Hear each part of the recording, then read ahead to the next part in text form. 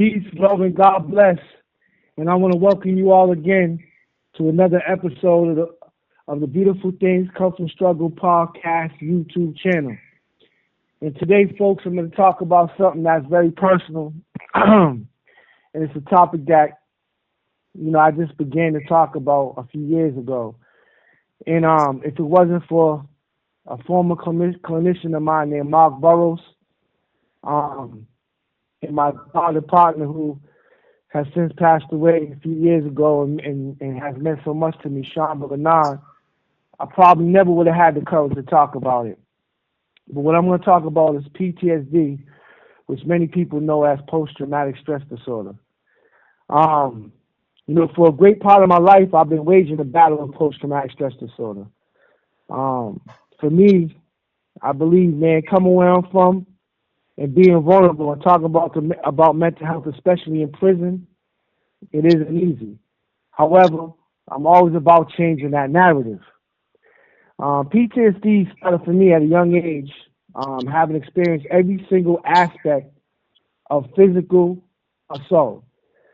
I also witnessed them. Trauma became the norm, man, just like, me as a kid playing with my He-Man and G.I. Joe toys back in the 80s, or perfecting my backspin, because, man, real talk, I used to love the backspin. I used to love the breakdance. And some of you newer, younger listeners and viewers, you guys probably don't know about that, but, that was the thing. Domestic violence ravaged my household, whether it was me or my brothers, and, of course, my mother. The trauma and abuse that was inflicted upon us, real talk, it became like a ketchup stain on a white T-shirt. Waking up from nightmares, that stuff began at like 5 or 6 years old. In fact, now that I think about it, I don't think I had many good nights of sleep. And those dreams were like reminders of those beatings, of me, seeing them or going through them. As I entered my adolescent years, man, the bad dreams continued. And, being young and black, mixed race, and with all the crap I had already seen and been through, I actually, man, thought it was normal. I think many people think it's normal back then. While growing up in the inner city and now talking to some of my peers in the nowadays, the things that we saw, like the violence and stuff, we really, really thought it was normal. However, man, the fear and the embarrassment, like, how could I talk about the nightmares or the things that I was feeling? In fact, man, at that point in time in my life, I didn't even really understand. All I knew was that I would always be jumpy, and I was always, it was very difficult for me to trust people. In fact, I wasn't trusting of many people. I noticed, too, that being in relationships with people was difficult. Like, I once had a female who I was involved with, man. I really loved her and cared about her, but I believe now that I'm older and mature that because I was dealing with what I was dealing with, I couldn't give her all of me, and it's a shame. But I'm not making excuses. Though I battled PTSD all my life, things would take an even more traumatic turn, especially when I turned 18 and a half years old. Me and an individual, we had an altercation. The name I don't need to say. And after that event, I would never feel the same after that event. That same individual approached me with a bottle of some substance in his hand, and he threw it on me. At that moment, horrifically, my clothes began to disintegrate, as well as my skin. The pain that I felt that day is something that I've never, ever experienced in my life. What was thrown on me, man, was battery acid. About 2 days later, I remember waking up from a medically induced coma, drugged up and blind in one eye. Folks, man, I was in terrible shape. Excuse me, this is difficult.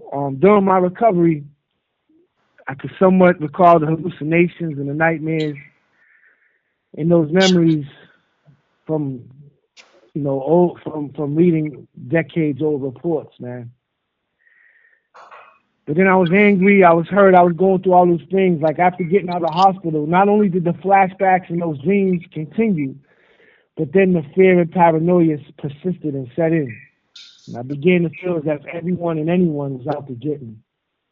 And all this was happening while I was trying to deal with the inner wounds and emotions that I was unable to understand. I was a train wreck, and it was only a matter of time that I eventually fell off that track. And sadly, man, a life was taken by my hands in which I feel remorseful for. And 18 months later, I ended up in prison. Learning to cope with PTSD, for real, it hasn't been easy, especially since my incarceration 30 years ago.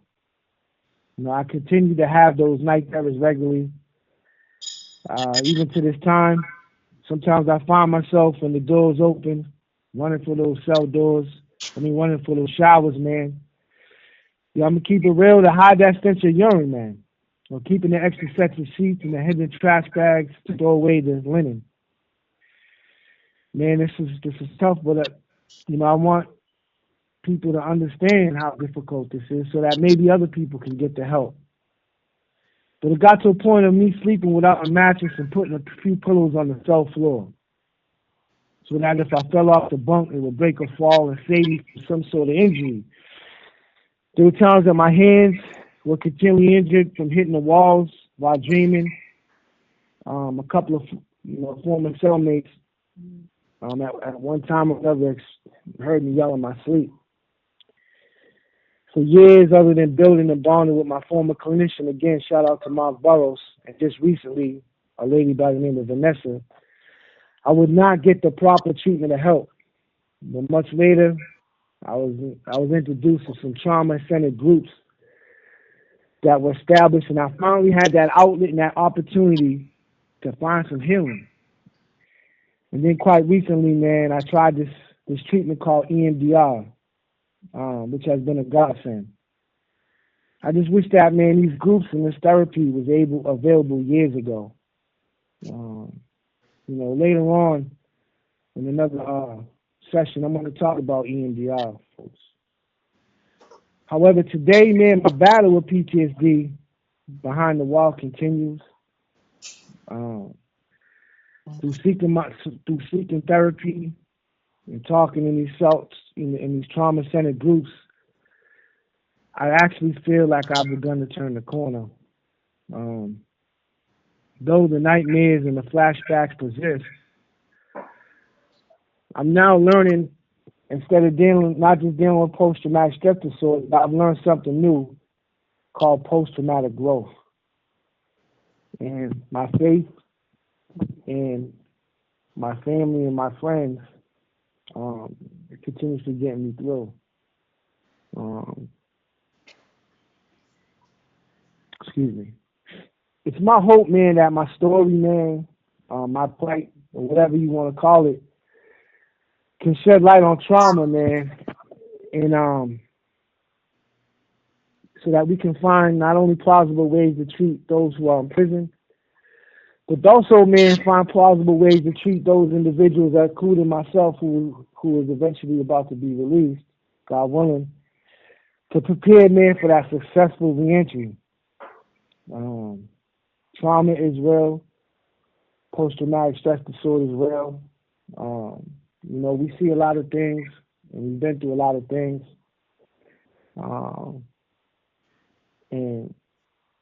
I just thank God that He's given me the ability and the strength and the desire and the tenacity to just work on me.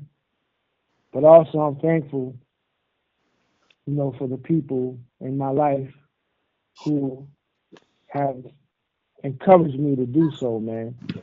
To talk about these topics, man. To talk about the pain. I remember, man,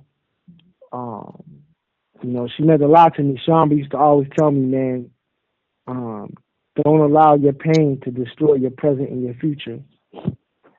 And that's what I intend to do. I'm not going to allow my pain to destroy my present and my future. But what I am going to do is take my pain And hopefully through my pain and through my trials and hardships, I can help somebody else out there. You know, if I can plant that seed, you know.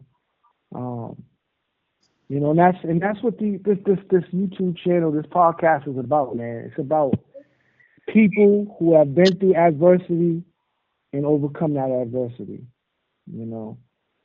And I know that some of the topics that I talked about is uncomfortable, and probably some of these things you guys didn't even know about me. But this is the real me. This is who Nate is today. And so with that, I want to ask you guys to like and subscribe and support Beautiful Things Come From Struggle podcast YouTube channel. You know, me and my business partners, we got some big things in store, especially in the near future when I'm physically liberated. But I just wanted to say that I've dedicated my life to giving back to those who are in need. I believe the only way that I can give back to my victim's family and to my family and to those who I'm leaving behind the wall and those who will believe in me is to continuously do this work. I'm not looking, you know, for nothing but only just give back. I'm not saying I'm perfect. I'm not saying I don't have my flaws. But I'm saying that I'm a redeemable man who's aiming high instead of shooting low. And I'm trying to soar with the eagles instead of pecking with the pigeons. So with that, man, as I always say, we're not trying to preach. I'm just trying to reach. Like and subscribe. Beautiful Things Come From Struggle podcast YouTube channel. And with that, the Ernest Big Nate Benjamin. Peace.